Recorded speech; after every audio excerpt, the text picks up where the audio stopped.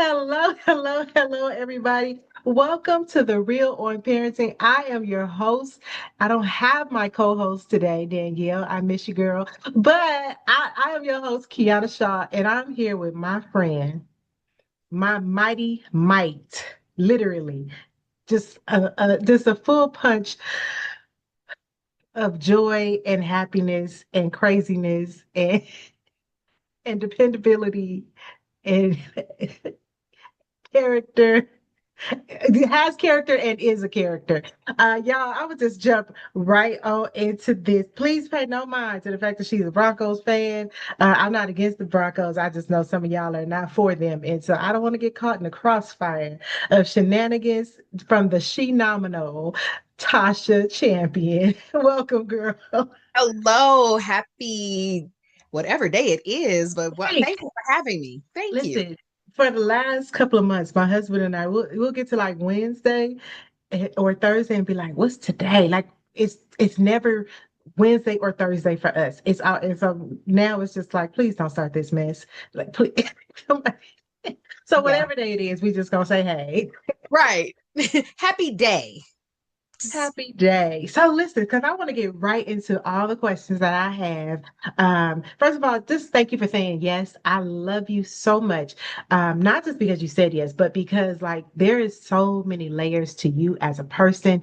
Um, you are an award winning coach. You have novels. You've done your own anthology. Like we're gonna talk about it all because I'm gonna read the bio, but like I know the bio, so but I don't want to leave anything out, so I'm gonna read it. Okay. Okay, let's go. All right. So Tasha Champion is known as the She Nominal Coach. She is an award nominated empowerment leader and Amazon #1 bestseller, author of Phenomenal Women. Now, if you remember Tasha, like before Phenomenal Women, you probably remembered her in my book anthology. Well, look, now I done said your name and can't remember the name of the book we did together. Mother's Diary. A mother's daughter. See there, y'all. Listen, because we're gonna talk about perimenopause too. Okay, that's another topic we're gonna hit on before she leaves today. A J.P. Morgan Chase Icon Award nominee. She has spent the last 8 years coaching women to rediscover their wealth, confidence, and purpose. And through her company, Champion Empowerment, she creates safe spaces for healing, growth, and intentional, unapologetic joy, especially for underserved women. And I'm gonna be honest with y'all. I have been on the receiving end of her coaching. Like I say we are friends for real. So sometimes it's like, hey, girl, I'm gonna need to talk this out loud. Go on and give it to me. And she does just that. And she could call me for the same thing. But when I call her, I have to, take a deep breath and that friend that you call when you want to get straight, not the friend that you call that when you want all your stuff sanctioned. Right. Mhm. She the one I call when I want to get straight. And you're the one I call when I need to get straight. Listen, because iron sharpens iron, okay? Tasha is the visionary behind the highly anticipated, sold out, extremely beautiful, extremely professional, Phenomenal Women's Gala and Phenomenal Retreats. Okay. Now, if you have not been to a Phenomenal Woman Gala, you are missing some of the most inspirational people you will ever meet in your life. You are missing some of the best stories. You are missing some of the most heartfelt moments. This past one that happened back in September, there was a young lady who was like, I'm here because when my friend died, you were amazing to me. Like it was like that, like she got that kind of loving and loveliness going on. She has transformational workshops, including empowering your vision and goals. She does Mommy Mondays. Yeah, we're getting ready. Uh, Say that again. I said we're getting ready to start that so that the first Monday of every month, mommies can just come together and vent and support one another. Like, let's prepare for this month ahead. Yes, and not just vent and support, but just like inspire and like just connect and get the resources. So I look forward to that because I'm definitely gonna be a part of her mommy moments or her mommy Mondays. Her family engagement program, parent partnership, and her workplace wellness series, Mindful Momentum, support families, businesses, organizations, and school district employees across California. Like when I say that she's amazing, I really do mean it, y'all. But I'm gonna finish this bio. Through her passion to support and bring awareness to breast cancer, she has relaunched the Mammo Challenge, and you can get in on this. I'm gonna put it across the screen. But the Mammo Challenge is here. It ain't coming. It is here, and I'm gonna give you guys the link to that. But the whole purpose of it is encouraging women to prioritize their mammograms, and will officially launch the Phenomenal Survival Support Squad, an amazing community of women supporting women and their families through breast cancer diagnosis, right? And then from divorce to 100% single parenting to surviving aggressive breast cancer, Tasha is living proof that your greatest comeback can be born from your most painful chapters. Her story reminds women that healing is possible, joy is within reach, and you too are phenomenal. And I love it. She has been seen on KCAL 9 News, Good Day LA. What did I see you recently? I feel like Big you Cal was 9 News that and was Kaiser. KCAL 9 News. Kaiser Permanente got a whole. See, now I'm about to lie and say they got a whole wing dedicated to, but that's not it. They have a whole video. I manifested with you, honey. Let's go on and manifest that wing. Yeah.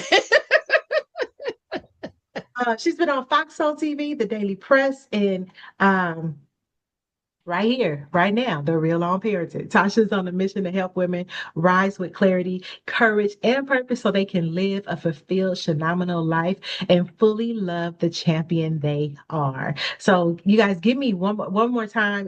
Give her a very warm welcome.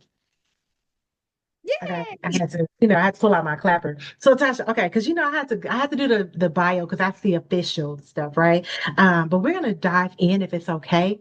Talking about like your survivor journey and who you are as a mom. I want to know, is there anything off limits?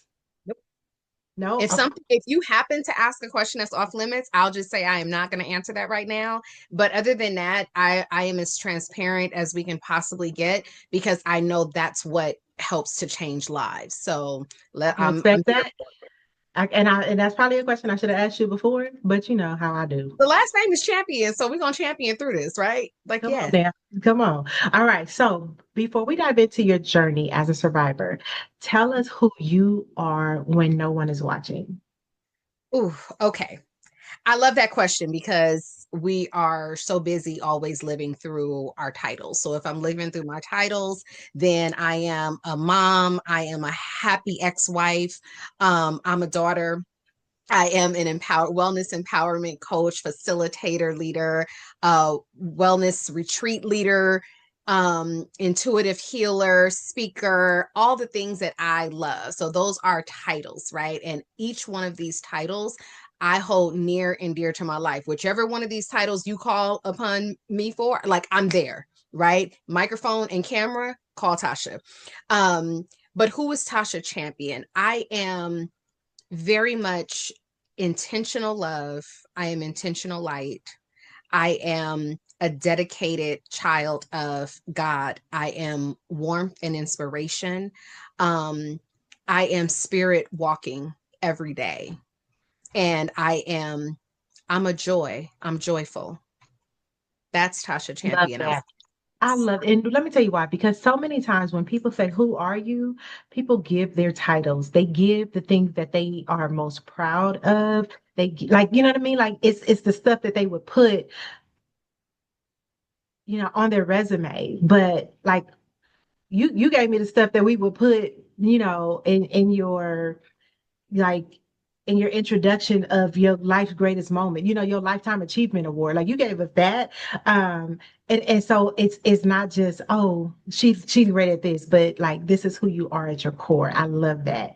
So you wear a lot of hats, right? You just named a whole bunch, from life coach to mother to all the things. Yeah. Which of those identities felt hardest to balance during your journey? Um, Interesting because a lot of these titles I was unaware I had during the journey. And the reason why I say unaware is because God knew, He just hadn't revealed each title to me yet. Okay. Right. So I would probably have to say, I would say motherhood, But in reality, I had already gone through a very difficult time, going through a divorce and becoming that 100% single parent. I had gone through that. And then, right following after that, if you read a mother's diary plug, you'll see like I jumped right into another relationship. Mhm. And that was completely unhealthy. Just before I was diagnosed, like literally December 31st, 2014, is where I got that calling, that nudge, that middle of the night. And I kid you not, it was the middle of the night where I felt God nudge me and go, something's got to change. Right. Reached out then to a life coach and I started working on me. Okay. Little did I know that 8 months later, I would find out that I'm BRCA positive. BRCA is the breast cancer susceptibility gene, that shows your mutation for breast or ovarian cancer. I was positive with that. And then, what, 5 months later, I would be diagnosed with breast cancer. And Mhm. I'll tell the journey of how that happened once you get to that question. So because I was already on that healing journey, that self-discovery, that self-love, learning that I was not mom first, I was Tasha first, then mom, and that was okay because we're always taught differently as women, but that was okay. By the time I was diagnosed with cancer, I think it was just like, oh, this is the next chapter in my book, right? It wasn't a thing of Wow. like, oh my God, what am I going to do? It was, okay, God, what do you want me to do? Right. Like that's how I took it on because I felt like, honestly, I had already gone through the hardest part, and that was become 100% single parent. Okay. So that's a big thing because a lot of people will say I'm a single mom when really they're a single woman, right? Like you are not a single mom because that man is not there. That makes you a single woman if he is active, right? But you're saying no, no, no. I am happily divorced and I was a single mom. So what did that look like? Whew, I could tell you that was that was honestly probably the biggest journey of my life because I call him husband. Anybody who's ever seen me speak or read books, like I call him husband. That was that's a healthier name than what I used to say. So I say husband. What? It's a healthier name than what you used to say. I just want to make sure we're not glossing over that thing. Because now I want to know what you used to say, but I'm going to go ahead and let you keep going. Go ahead. I'm Right. listening. It's the healthier name, right? Okay. But he was a father, active father. Our daughter was 13 and the boys were 9, 8, and almost 3. So he was Okay. an active father, present father in their life, all of that, all of the things. And then it was just like, I don't want to be a husband or a father anymore. And I'm going to restart my life as though I was never married or had children. Wow. Now, the reason why I talk about the father he was is because I think in my mind, this is I don't know, but in my mind, if a parent has always been in and out, I'm gonna show up when I want to, I'm not gonna show up, I'm gonna lie and say I'm coming and then don't really come. I think it would have been a little bit easier because maybe there would have been some, oh, we're A used to that. history of it. Okay. Exactly. But you're talking about somebody that was there from the day they were born until the day he decided he was not going to be a parent anymore. Um, at all of their events, he was a father. Like, let me not try and break this down because mothers, we don't have to break it down, right? He was a Right. father, and then Okay. all of a sudden, that was gone. I'm okay with being a single woman. I'm Mhm. okay with the divorce. I'm good with all of that. But now you're putting me in a position to raise 4 humans that I didn't create on my own.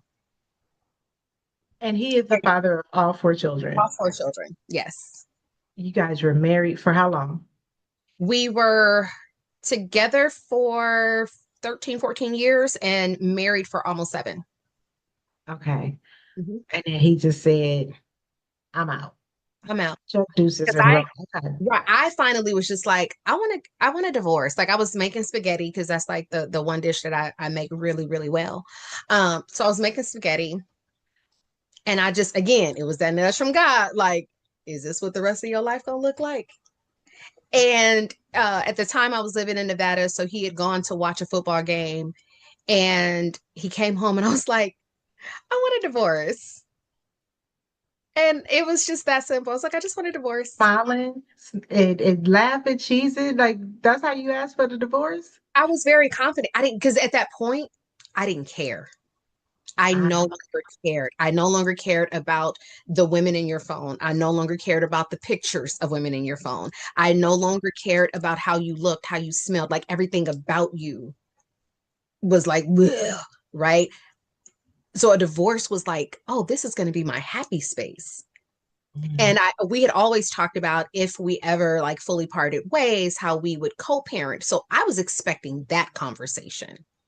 Got it. And what Okay. he told me was, well, when I leave, I'm just letting you know I'm leaving everything behind. And I was like, what are you talking about? Because I didn't get that. I thought he meant Well, like, do you think that it was more of a retaliation and the you kids were know, just kind of innocent bystanders, collateral damage, so to speak? it's interesting because a lot of people have asked me that. And I'm going to confidently say I don't. I don't think that because he was not the type of person that would retaliate against the children to get back at me. Like he was a whole father. Got it. I think, and then I honestly thought it was maybe a midlife crisis. Like he just needed to go kind of maybe find himself. I honestly did not think it would even last a year because I've watched this man be a father for 13 years. So guess what? I know. I know you can't tell me nothing. I know what he said. I know what he said to the kids, but you can't tell me that this is what he's actually going to do.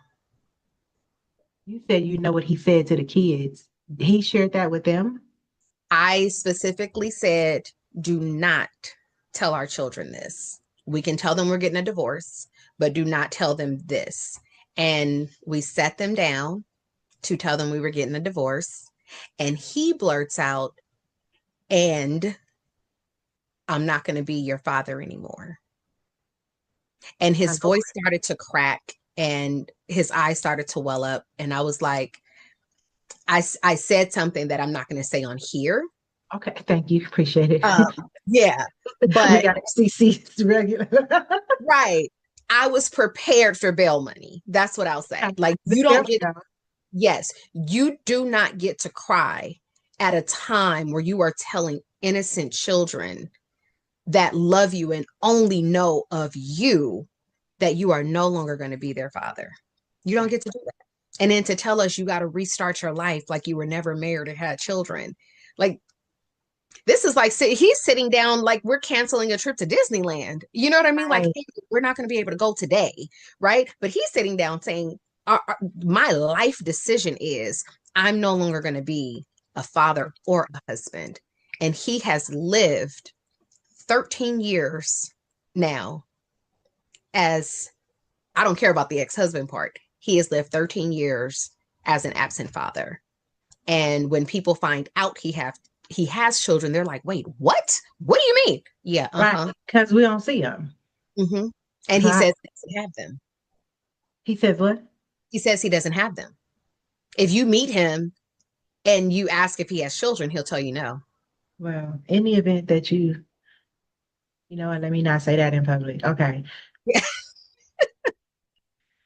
I've been a ride or die for you for a long time. The end. Okay.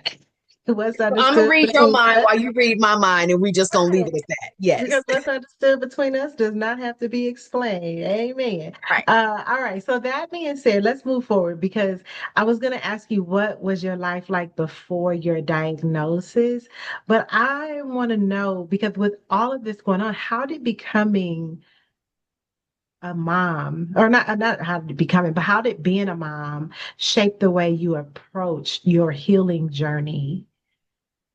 Like as you separated, as you guys went through your divorce, like how did you being a mom, like shape that? You know, it's so interesting. I think one of the greatest disservices that we are taught as women is that our children come first. Right. Um, because what happened is I was so focused on my children I didn't understand that I had been abandoned too. And you never put your own mask on. I never put my mask on. Right. And then because I didn't even understand the healing process, and I reached out to people that said, I think I need therapy. And it was like, Black folks don't go to therapy, they go to church. And so then what did Well, I so do? time out. So if you're listening and you say that, or you're listening and you've heard that, um, let's if you're listening and you say it, stop it. Stop it. Stop it and go get you some therapy. Yes, That's number one. because it made me happy. Right. And if you've heard it, stop listening to them and go get you some therapy. And don't wait until you can no longer handle life to get your therapy. Yeah. Your pastor is not a therapist. Your pastor probably ain't even been to clergy. Okay, let's move on. So go ahead. I'm Yeah. listening. So when I was just told to go to church, I'm like, it just brought me back into my shell where I felt safe. Right. And I didn't understand that while I had four children who were dealing with the same thing, they were still four different emotions on top of my emotions. So I'm Right. trying to lump healing together. And it's not, because healing is not linear and it's different for each person. And I did not understand that because I had no one to tell me that, right? It's just we get to this place, especially for women, where we're just saying, stay strong, right? And that's why I'm hashtag unstrong, because there's this connotation that if you are crying or you're having a moment or you just want to stay in bed, that it's implying that you're weak, and it's not, right? So I just really had to learn once I got my own coach and began to work through my healing, not my children's, but my healing. Then I was able to really kind of step outside of myself and go, now what do they need? Right. And they needed and deserved a mother that could work through her healing. They deserve that. They needed and deserved a mother that could be honest about what she was experiencing and what she was feeling. They needed a mother that could hear them, because for a long time, and I'm sure other women can understand, we either try not to talk about it because we don't want them to feel into those emotions. Here's the truth: the kids are already feeling it. Facts.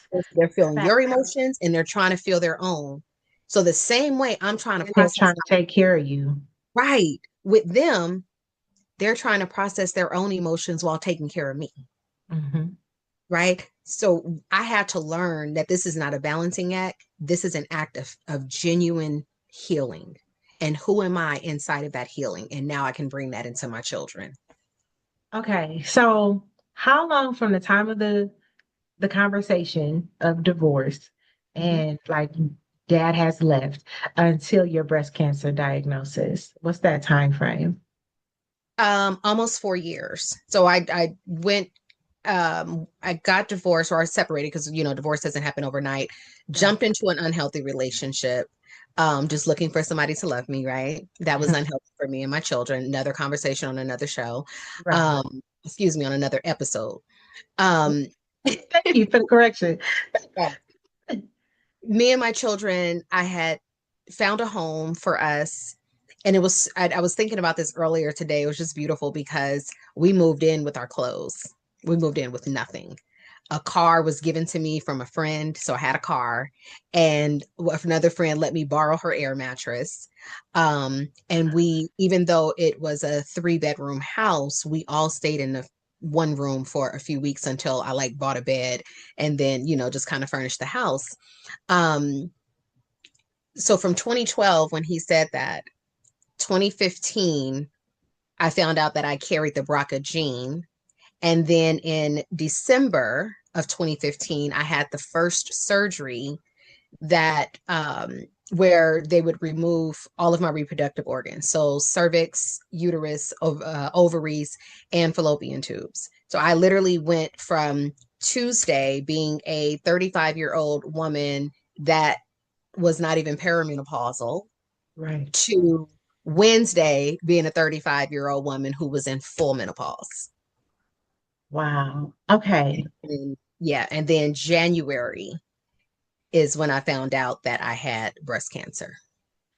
So you said you carried a BRCA gene. Like, how do you know? Like, how did that diagnosis come about? And then what does that mean for women?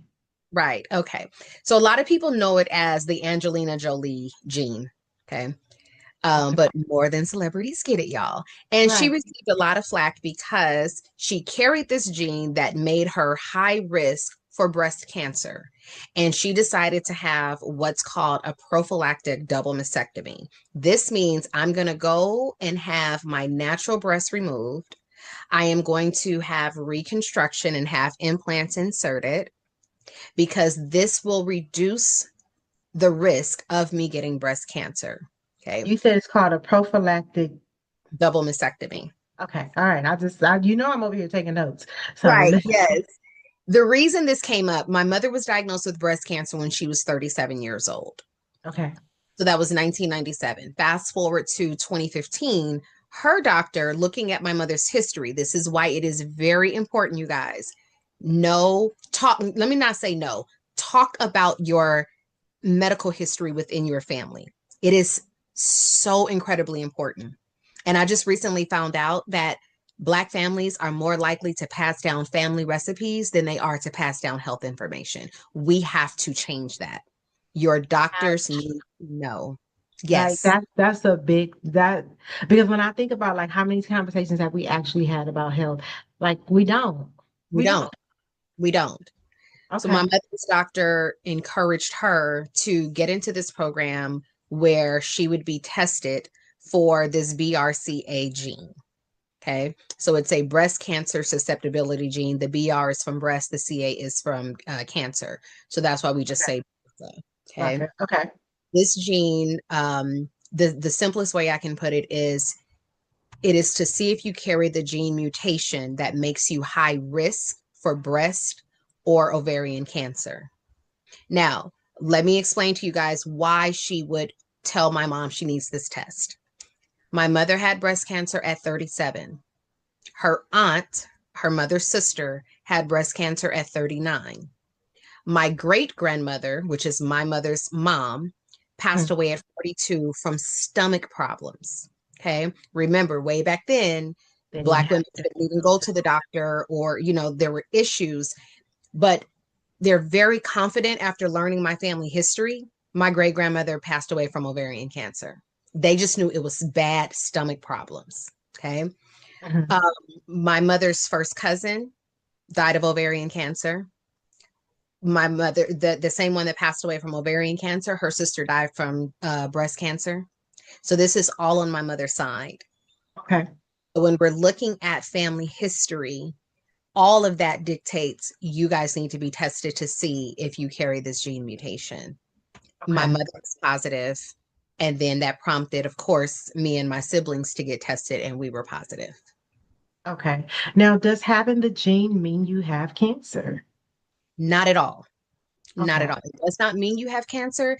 It means that you are higher than the general population to get Okay. cancer. The general population is about 7%. Okay. So how do we get screening for this? Like, what do we ask our doctors for? Like, if we don't know our family histories, will doctors still test us without knowing if this is even something that could run in our families? That's something that it's interesting, something I talk about all the time because not everybody's going to know their family history, whether it's not discussed. You might have been adopted, you might have been from a one night stand, you might not know the other side of your family because it does not just run on the mother side, it can also run on the father side, right? My Okay. brother is BRCA positive. So now for my niece, it runs on her father's side. Okay. Yeah. The best thing is, of course, family history. That's going to always be your first line of defense is to know your family history. Number two, doctors will look at your age. Okay. If you are over 50, then you're most likely general population, right? If you are under 40, they might start to look at could this be a family history? And they're going to ask, is there a history of this? You may not know. Excuse me. I'm starting to see more people be able to have the option to get the BRCA testing, whereas before it was only if you went through genetic counseling and it shows you need to take it. Excuse me. So it is something you want to talk to your doctor about, but definitely it's going to come from family history. Okay. Now, when you first heard the words, Tasha, you have cancer, breast cancer specifically, what was your immediate thought? Okay. So I'm going to go back a little bit. Okay. Remember, I'm BRCA positive. Okay. Mhm. I am just going to the hospital to have an elected double mastectomy. This means, like I said with Angelina Jolie, sorry, I'm finding this braid in my face. Um, I am going to have this elected double mastectomy with immediate reconstruction to reduce the risk of me ever having breast cancer. Okay. Based on my family history and whatever numbers they're looking at, I'm about an 87% likely chance of getting breast cancer. And at Okay. this point, I'm 35 years old. Okay. So the day before my 36th birthday, I went into the hospital for this surgery. And during the surgery, they found the cancer already growing. And just 2 weeks prior to that, my sister went to have her elected double mastectomy and they found cancer already growing. So we're diagnosed the exact same way, just 2 weeks apart. So and both of us, I want y'all to understand, both of us had mammograms within about 6 to 8 months of this elected double mastectomy. Okay. Keep going, because now I got questions about mammograms and why am I getting my boob and like my whole back pushed into my armpit if it's not detecting anything. But go ahead, I'm listening. Yeah. It like we went from having nothing to having something there. Okay. Got We were both diagnosed with triple negative, which is an extremely aggressive breast cancer because your body is estrogen, progesterone, and HER2 negative, which means that my body, I probably will look this up so I don't give y'all the Tasha version. So I want to make sure that I give y'all the correct version because I it. want y'all to understand. Um, hold on, let me just So because while you're looking it up, I'm wondering how fast does this happen? Because and I keep associating it with the BRCA gene. So I'm like, does it just decide, hey, I'm about to mutate and become deadly, and now all of a sudden it's like what wasn't there in three weeks ago is now there. Like, does it work that fast, or was something missed? Like in your mammogram previously? so just think about how many women get their mammograms faithfully every year, and then that 1 year they have breast cancer, Okay. right? Okay. Studies really can't show like, oh, you got your mammogram last year and this started going 3 months later. Like it's not that. It's just that next mammogram is now showing there's something there, right? So triple negative breast cancer is a type of breast cancer that is negative for the three receptors: estrogen, progesterone, and the human epidermal growth, or the HER2 is what they call it, receptor. Um, so it's an extremely aggressive breast cancer because I don't have any of the receptors that can help me fight it. My body is negative of these hormone receptors that could help me fight it. Now, what Okay. do I mean by aggressive? My cousin on my mother's side that passed away 2 days before I had this double mastectomy was diagnosed with triple negative. She went from stage 1 to stage 4 in 6 weeks. So when I say aggressive, I mean it is aggressive. That does not mean that you cannot survive it, but it is aggressive. So Is when there a people, way to be tested for that particular cancer? all of your cancers are going to be tested to see what type it is. But I Any mean, like, but I'm thinking of preventative. Is there a way to go, okay, I need to see if I have this cancer because it moves so fast? No, Okay. I don't believe so. You would want to ask an oncologist. I'm only a Grey's Anatomy surgeon, but you so something like that. You need to make sure that you are asking a doctor, somebody has studied and been I'm to not school a for doctor, this. but I've seen all the episodes of House. Okay. Right? See exactly. but but no, they usually by the time you are it goes from mammogram to biopsy. If that biopsy confirms confirms cancer, and then they decide on your treatment. Once they remove it, that's when they're going to be able to kind of determine what type of cancer it could be. Okay. Mhm. Okay. So you hear the words, Tasha, you have cancer, and what are your immediate thoughts? Is my mom okay?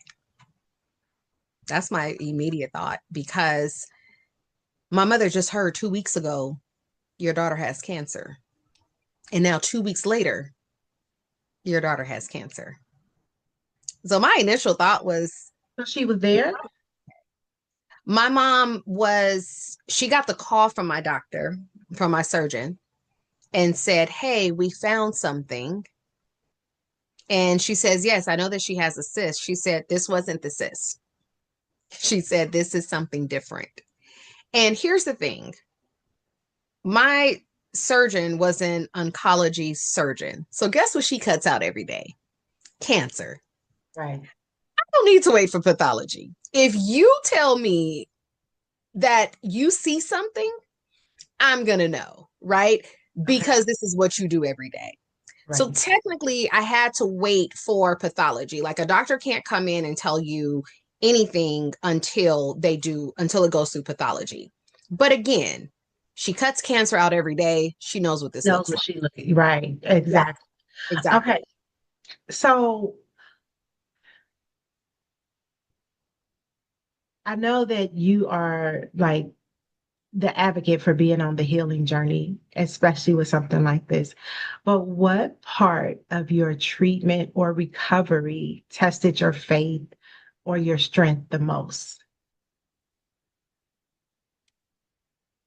Yeah, yeah. I don't know if I have an answer to what tested my strength in terms of mental or spiritual, Okay. because cancer was found and removed in my body at the same time. When Okay. people say, "When did you declare cancer free?" The day they told me I had cancer. Well, Right. are you in remission? Re means again, I ain't never having cancer again. So I've been cancer free since the day I I know was, that's right. right. And I tell women that all the time. Stop waiting for cancer to be removed to say you're cancer free. Words have power. So I Right. was always cancer free, right? I love it. I would say, if I'm going by physical, the first round of treatment, because understand, and this is where I want people to understand triple negative. When Keep in mind, me and my sister are at two different hospitals. We're both diagnosed, but we're only there for an elective double mastectomy. It Mm. sent hospitals up into an uproar. Like, what the heck and how did this happen? Right. Right. So everybody has come to the table. What are we going to do? Because both of them are diagnosed. But again, two different hospitals, same brand, but two different hospitals. They decided they still have to go through chemo. Yes, the cancer was found and removed at the same time. For my sister, it was in one of her lymph nodes. It had just started to spread. For me, it had not. But because it was triple negative, the only answer was chemo. Mhm. Why? Even though it was found and removed? Because, like they said, if any of these triple negative cells have trickled down into any other part of your body, we're going to be having a different conversation. We need chemo to go through and kill off any cancerous cell that may have moved around in your body. Great. Sign me up for chemo. Is this what you, honey? You've already said it. I don't need to discuss if this is what I want to do. Sign me up. Right. When I went into the chemo consultation where you talk with the nurse and she tells you all the things that you may experience, again, words have power. So everything she said, I just silently said to myself, not on me, not in my body.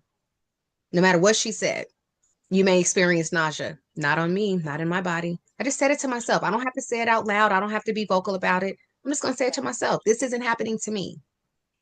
So you ask, where did I get tested the most physically? Was after the first round of chemo, day 3, 4, and 5. What in the world just happened to me? I felt like Mike Tyson knocked me out while I had the worst flu ever.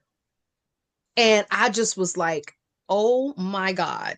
Now, I never vomited. Okay. I gained 21 pounds on chemo. I had an allergic reaction. Thickness. I'm sorry. I said, okay, thickness. Oh yeah. I went from 111 to 132. Okay. So yeah, I ended up like a little curvy, right? Pudgy but curvy. Um, but I also I gained 21 pounds. I never vomited. I had an allergic reaction to the chemo where my neck got inflamed. My underarms pretty much turned almost black, like they were like super, super brown. Um, and I still was like, okay, but I'm here, right? I called my oncologist. This is what's happening. She brought me in. So the weight came from them having to increase my steroids. Got it. She explained, because this cancer is aggressive, I want to keep you on this same regimen. So we're going to up your steroid dosage. And before chemo, you need to, we'll give you Benadryl. If it happens again, then we'll look at changing it. No problem. Like I know people will say, oh my God, you wanted to try it again? I'm okay with that. Right. I trust the woman who's gone to school for this and chose oncology as her path. I'm gonna trust her. Right. So those first three, those day 3, 4, and 5 were really, really difficult. And I think the most difficult part is okay, the most difficult part is I lost my taste buds. And I like food, but I lost my taste buds. And I would always get them back 3 days before chemo. So then I would just eat and eat and eat, and then they would be gone again. And I think the other part that I really had to adjust to, the shots that you receive to increase your white blood cells, because remember, cancer kills all cells. They don't just know which ones are cancer. I'm sorry, chemo. Right. Right. Um, I really had leg pain and collapsed a couple of times because like my legs just felt like they were giving out. Um, but again, with all of that, I'm here. I'll Right. take it. Okay, so because you're talking about the leg pain, many breast cancer survivors say that the emotional scars run a whole lot deeper than the physical ones. How did you heal emotionally while your body was healing physically? I don't think I was everly emotionally attached or disconnected. Like Okay, that's fair. I literally got diagnosed and was like, okay, God, what do you want me to do? It was I honestly never had an emotional reaction to it other than my mommy. Okay, other than your, okay. So then what's something about breast cancer that people don't talk about enough, but they should? I think something that people don't talk about enough when it comes to breast cancer, um, from all the women that I talk to, I would say it's probably the emotional part. So let me go back. You ask about the emotions. Here is where I did have an emotional disconnect. I lied. Not lied, just forgot. Mhm. I I love pregnancy. Like I've been pregnant 4 times, have 4 children. I absolutely love pregnancy. I nursed all of my children. So for me, it was just like I am losing the very parts of me that nourished my children. Got it. There's a Also, connection there. There really is. there's a connection there. But I'm losing that part of me to make sure I'm here for them. So it was that. But I Connection. think the Okay. other thing that people don't really want to talk about is probably that mammograms don't they are not as painful as people say they are.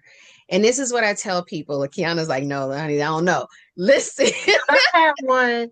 I had to have one after having a biopsy just a couple of weeks ago. And when I tell you, I was like, what in the entire hell? It's discomfort. It really is discomfort.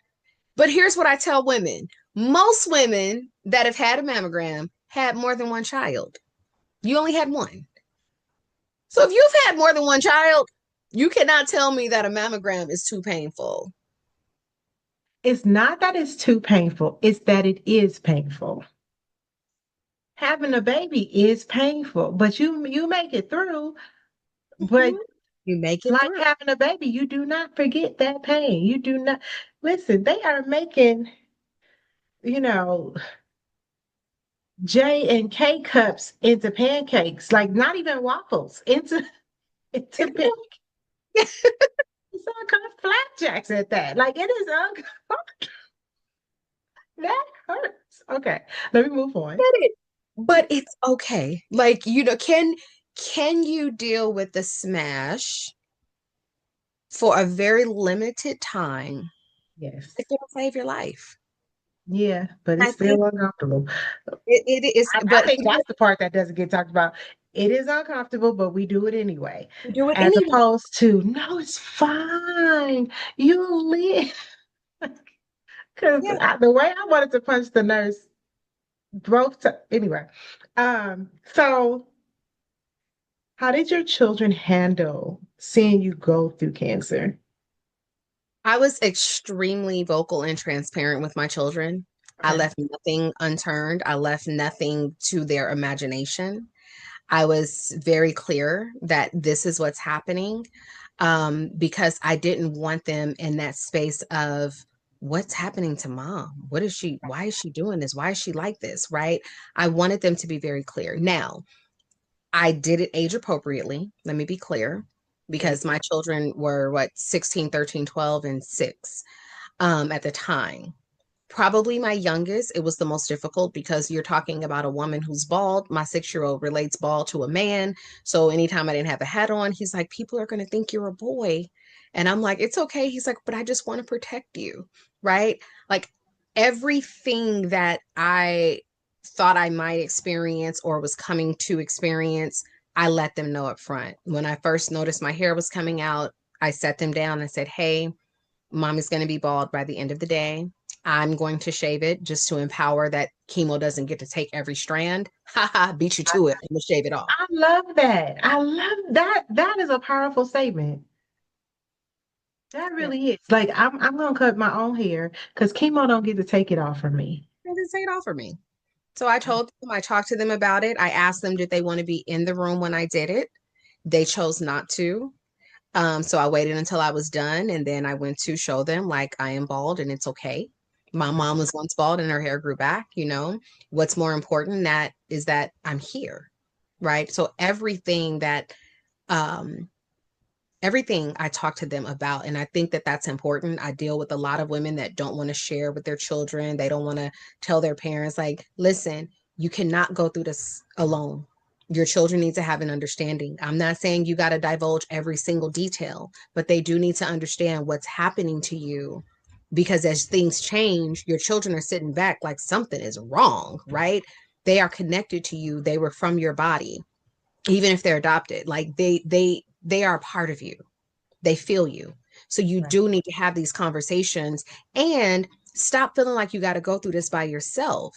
When you decide not to tell anybody, what you're telling cancer is, ooh, it's me and you. We got a whole relationship. We in this together. When you tell people, when you vocalize, when you say like, hey, this is what I'm going through, and you got your prayer warriors, you got your supporters coming around you, cancer is like, dang, she ain't even by herself in this game, right? You need and should want that support. Okay, so what would you say to moms? What do you want to share with moms who are in the middle of this journey as it relates to their kids? Like what is the thing or things that you're like, hey, these are conversations that are tough but have to be had, or these are things that need to be put in place. Like what is it that you would share with moms? I'm not going to say the phrase, oh, your children are resilient, they'll be fine. Thank Here's the you thing. for not saying that. No, I don't like that phrase at all. Because in reality, all of us are resilient. All of us bounce back. All of us find a way to get through Hey, but things. they still be hurt. Like I've heard people say to kids at funerals, like they would want you to be strong. Don't tell my baby that if she ever have to attend my funeral, she gets to have the same breakdown tantrum like the kids in Toys R Us used to have. Put some cones around her, right? Orange cones, and let her be free. Because why am I gonna hold her to a level of maturity, especially at this age now? But even like if my mama closed her eyes today, I'm gonna act the fool. a whole Because foot. that is my girl, Right. right? So, I appreciate you saying that because a lot of people try to make kids hold them emotionally hostage. That's not okay. Yeah. So okay, so go ahead. I interrupted. I'm sorry. No, it's okay. I'm hashtag unstrong. I Right. think what you get to do as a parent, as a mom, Hmm. is allow your children to have the emotions they need to have, and you let them know that it's okay to have those emotions. It's okay if you're sad right now. It's okay if you're happy right now. It's okay if you feel freedom right now. It's okay if you need to cry right now, Right. right? Because kids will hold this thing of like, oh my God, but if I go watch my favorite show and I'm laughing, mom's gonna think like that I'm not sad enough for her. Allow your children to explore their emotions. I know for me personally, my children had just got through watching me go through this insane divorce of their father disowning us pretty much. And I could see in my baby's eyes, they're not, how do I want to put this? They are not expressing themselves. Like they're hiding it. There's something there and they don't want to be open with it because they're afraid of how I'm going to take it. They're afraid of how I'm going to feel. Right. Right. And what I told them to do, I said, go write a letter to cancer and tell cancer how you feel. And that gave them the freedom to express themselves. And then I started a website called Letters to Cancer where other people got the opportunity to, write letters, which apparently I just got told a few weeks ago I need to relaunch that too. But it gave That my sounds children, amazing. thank you. It gave my children the opportunity to express themselves, to talk about how they felt without looking at me to say it and worry, is mommy going to cry? Is this going to make her sad? How is she going to feel? Right. But I think the bigger problem is because we have all been taught that crying is a sign of weakness and that it's unsafe. Right. Then when you need to cry around your children, when you need or want them to be able to express themselves, we've never been given permission to do that as a society. So we have to allow our children the space to be to have comfort in how they are feeling. And you as a mother, you got to stop feeling like, oh, don't cry, like just be strong. Stop telling those kids that. Allow them to have the emotion and respect that it's their emotion and just sit with them. Like my kids used to just lay in bed with me. If that's what they wanted to do, that's what they're going to do. If they need to cry, cry. Allow them to have the emotions they need to have. Beautiful. So a couple more questions. Okay, so you are, the champion, no pun intended, for women's empowerment. So how do you balance being strong for other women while still protecting your own peace? Number one, I have a deep saying and I don't play about it.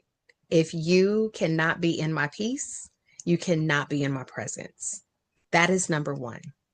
But how do I protect my peace while still supporting and helping women through a seemingly difficult time in their life through Right. transparency? I need you to see me, right? I need you to understand that because I'm 10 years in, I'm still not up here. I'm right there with you, right? We still even. Me being 10 years and you being new, we still together, right? So I Right. do it through transparency. I do it through listening. I do it through allowing God to just use me as a vessel. Right. That's the biggest thing. And that's what I tell God before I get on any phone call with anybody. God, send to me what you need them to know, right? Just allow me to be a vessel. Allow me to inspire them through your words, right? So honestly, my peace gets protected in the way that I support them through it. That's what brings me peace.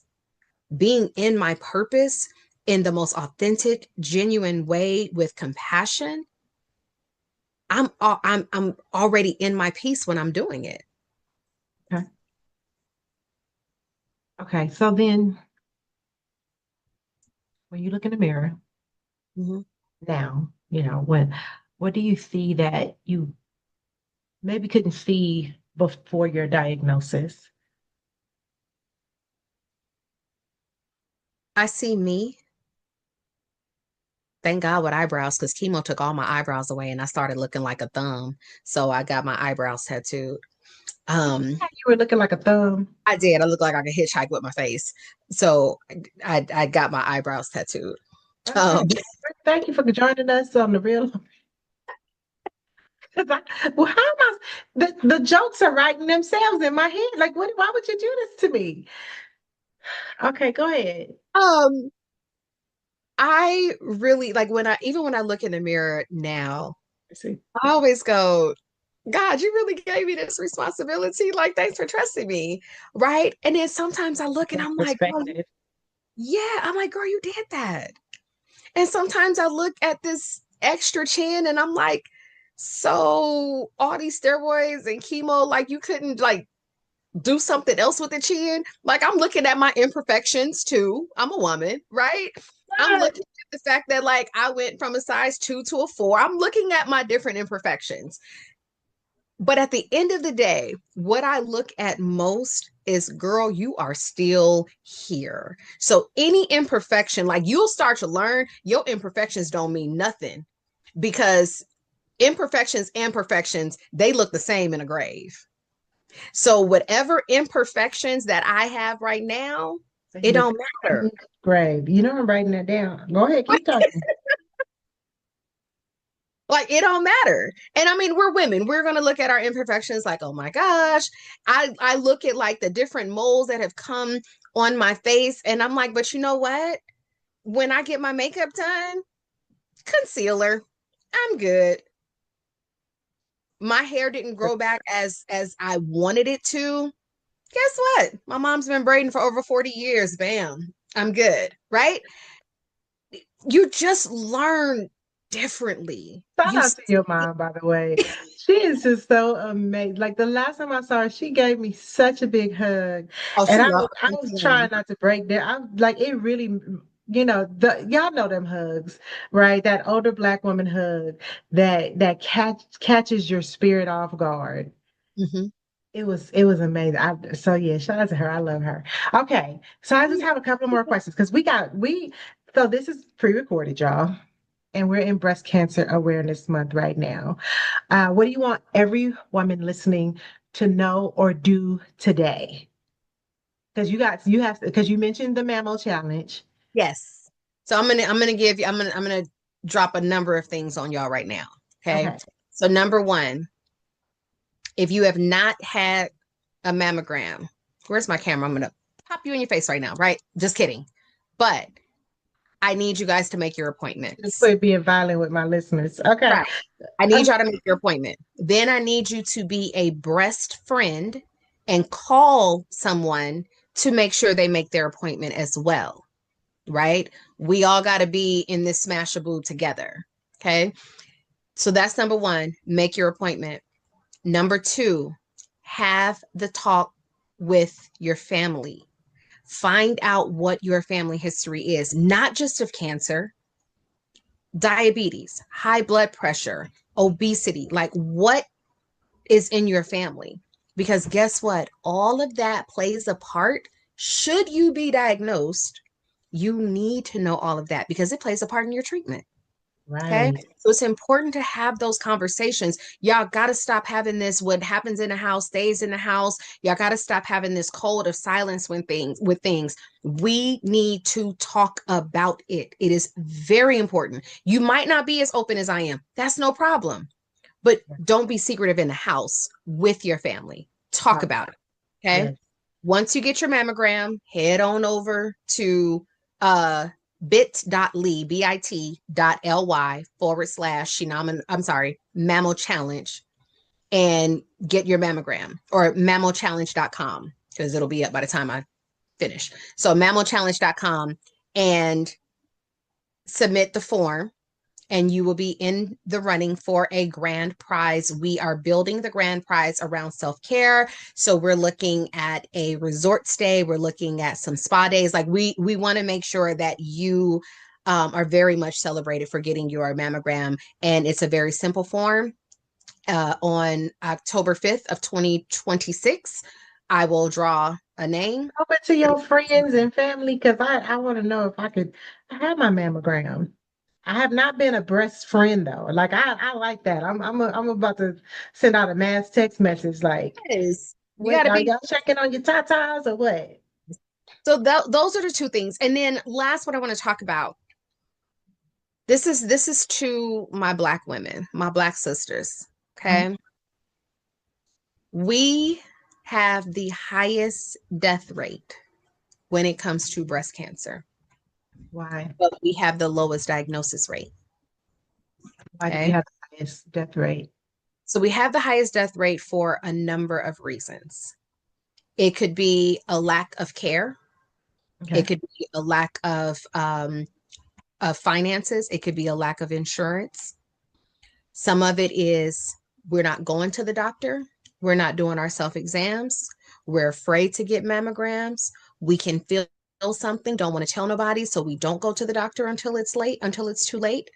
Okay. Some of it is, of course, the history of Black women not being believed. So if you are not believed by one doctor, you go to the next. If you are not believed by the next doctor, you go to the next. If you are not believed by the third doctor, you call Tasha Champion.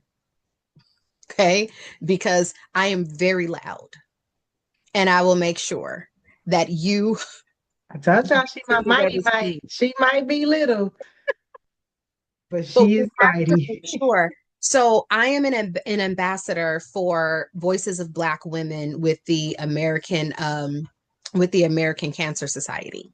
Okay. Okay. Congratulations. Thank you. This is extremely important, guys. So we're calling on Black women between the ages of 25 and 55 who have never been diagnosed with cancer to use your voice to change the future as we know it. It is a research study. They are not drawing your blood. They are not swabbing your mouth. They are not counting your cells. This is all data. Okay. Wow. We have to do this in order to help each other as Black women. We need more data. We need more data. We Okay. need more data.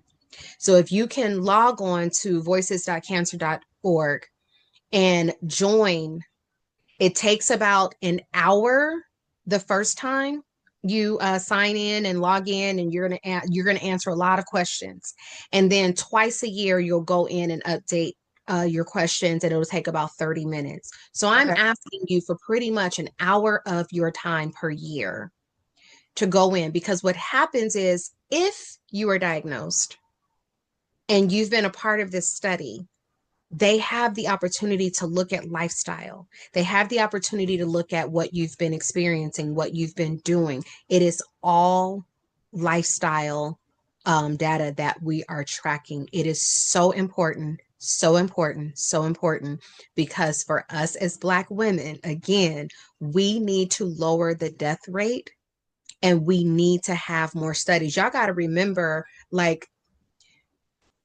how can I say this sweetly? Directly.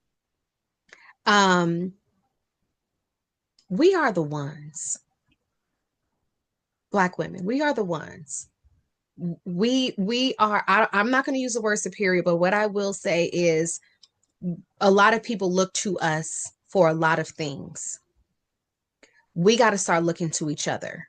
And we have to look to each other to get a hold of our mammograms, our annual physicals, going to the doctor, getting your labs done, getting your colonoscopy when you turn 45, like making sure you are doing the things that you can do.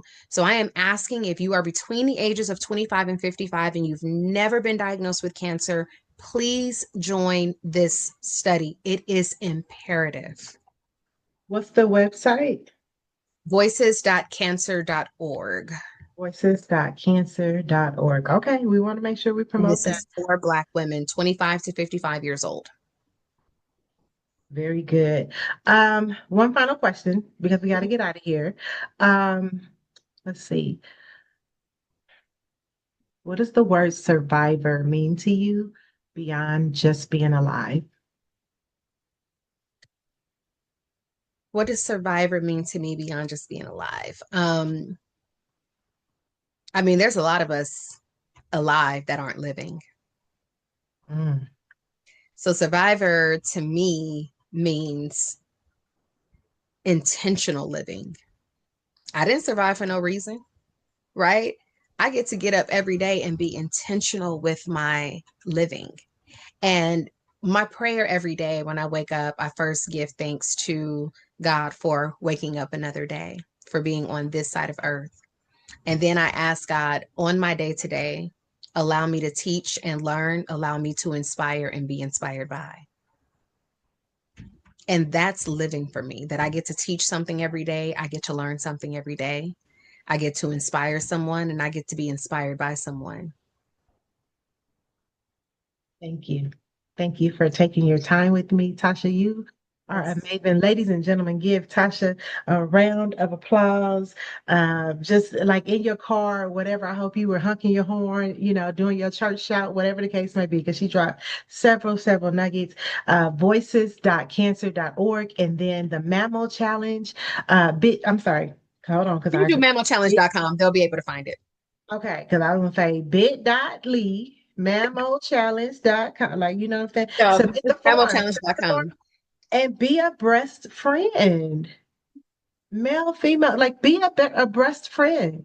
Because men get breast cancer too. And so we want to be mindful of that. Um, thank you. Thank you so much. Thank you everybody for joining us here on The Real on Parenting.